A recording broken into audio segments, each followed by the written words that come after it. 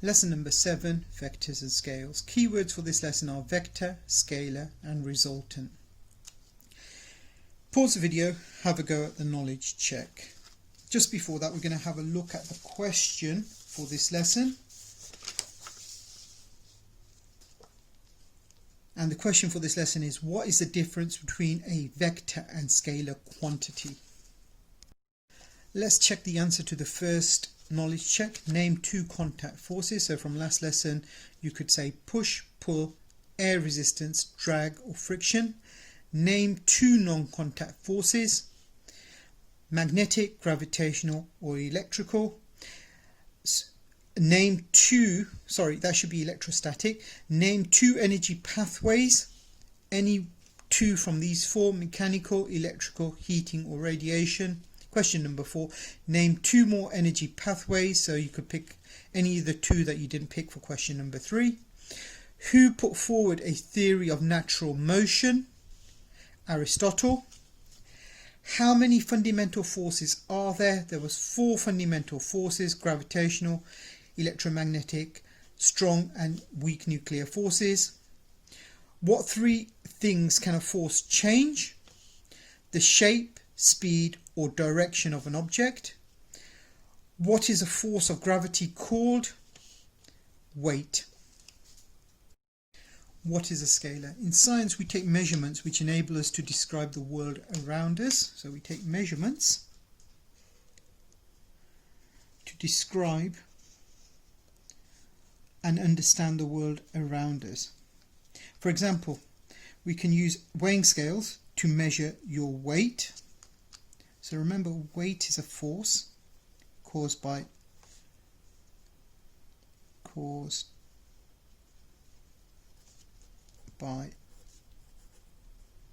gravity. We can use a thermometer to measure temperature. We can use a tachometer.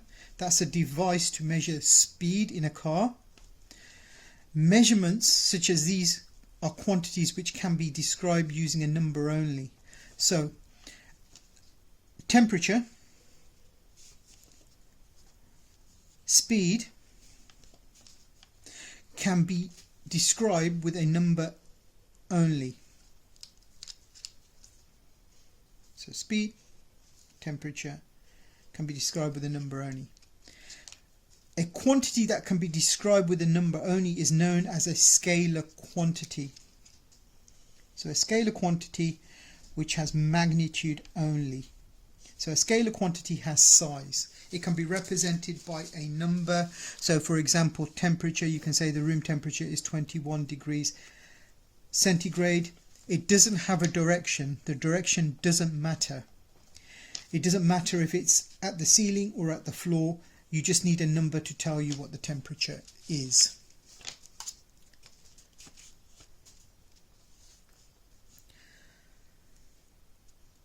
Now, we're going to watch a video which is actually on the next page.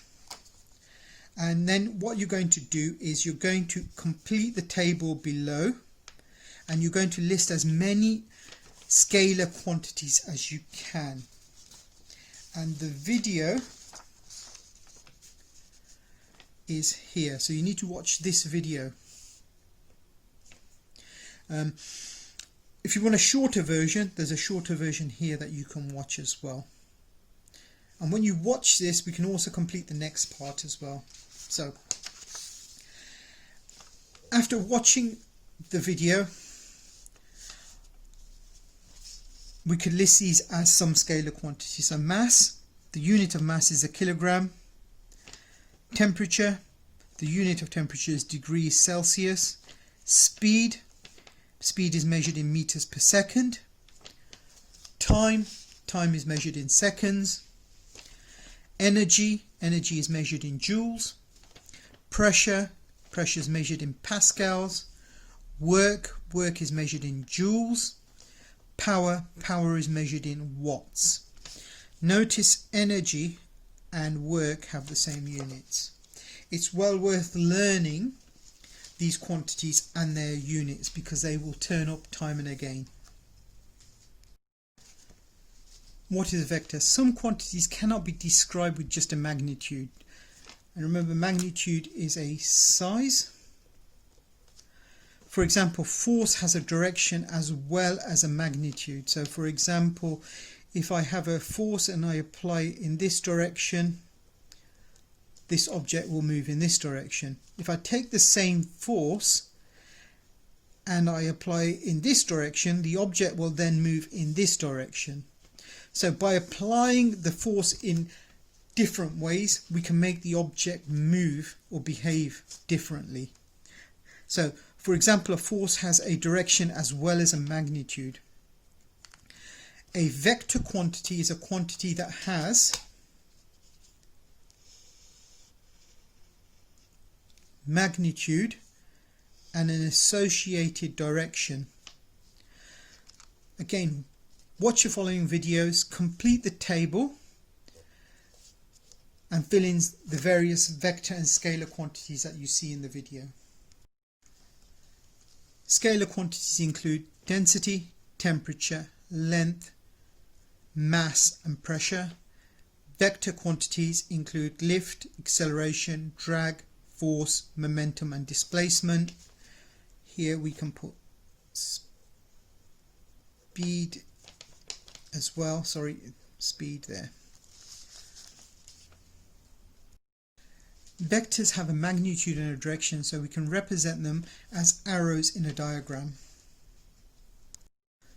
The size of the arrow represents the magnitude, so vectors have magnitude and direction.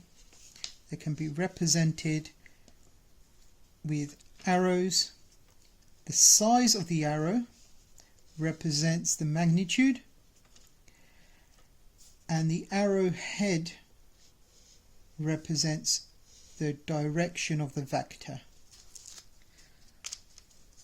So if we have a small force on an object, we can show it with a small arrow.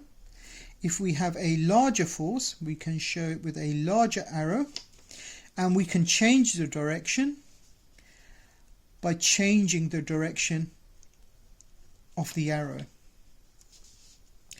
The following diagram shows a force acting on a car, not on the road, just on the car.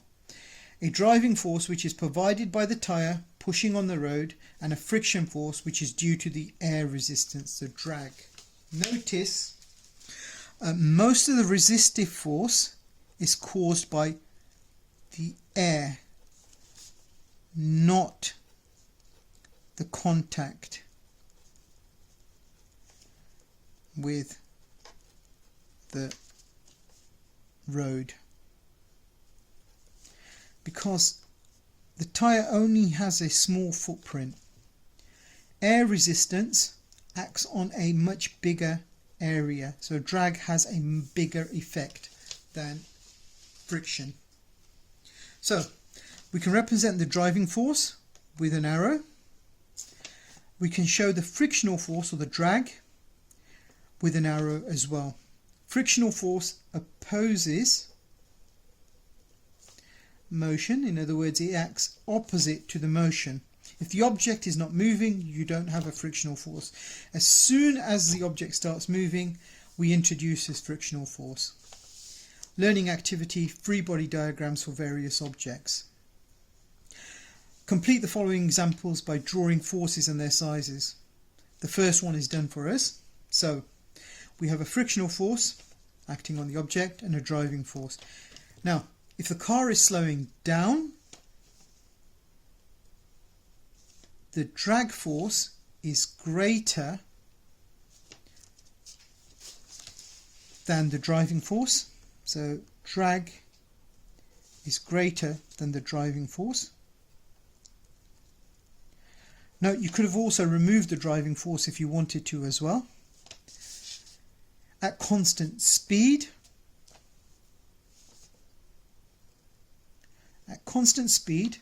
the forces are balanced. There's no resultant force.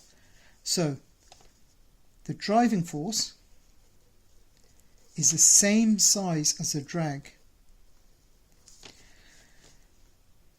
If the car is moving, then the driving force is equal to the drag if you go at constant speed. If the driving force increases, you go faster. If the drag increases, you go slower. So therefore, if you're at constant speed, they must be the same. Driver brakes to a halt. So in this case, there's no driving force. There is just the drag. A couple of important things. When an object is stationary, there's no forces acting on it in this direction.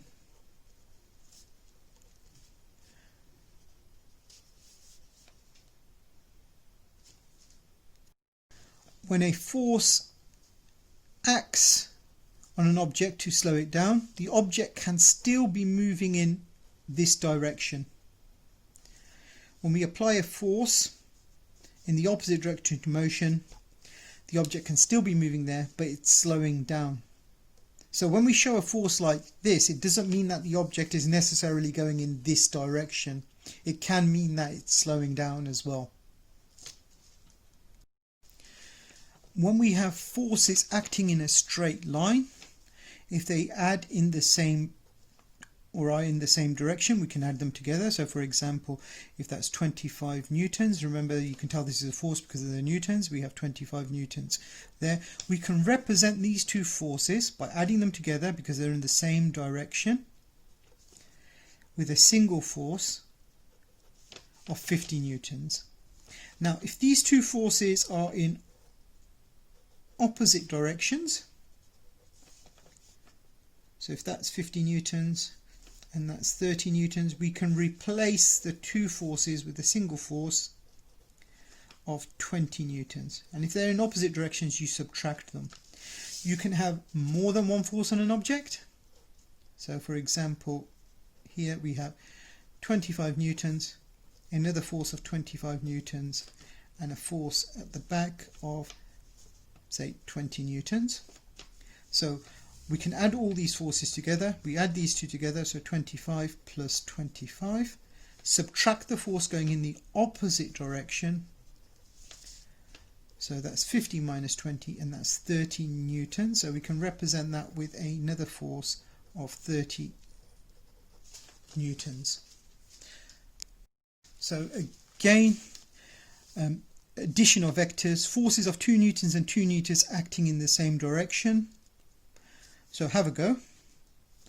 You should get 2 newtons, 2 newtons, and one single force of 4 newtons. Question number 2, have a go. Force of 2 newtons to the left and 5 newtons to the right. So we have our object, 5 newtons to the right, 2 newtons to the left, so they're acting in opposite directions. So we have a single force which is 3 newtons to the right, a force of 4 newtons to the left and 7 newtons to the right. So once again, 7 newtons, 4 newtons, and we have a resultant force of 3 newtons on the object.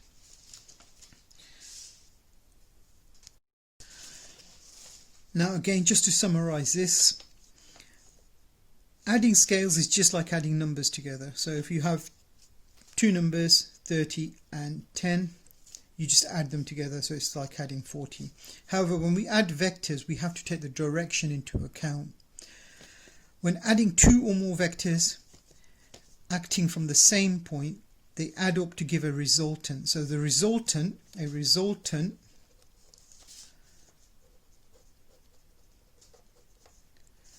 is the one vector that replaces all other vectors. Here we can also say their forces as well.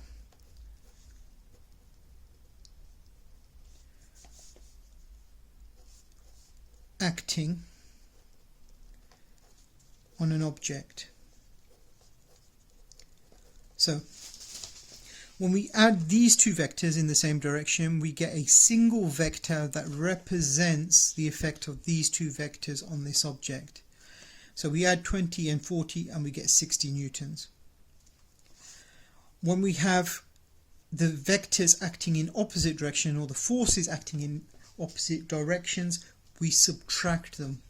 So 40 minus 20, and that becomes 20 newtons to the right. So that we can also do that by putting a minus there because it's in the opposite direction.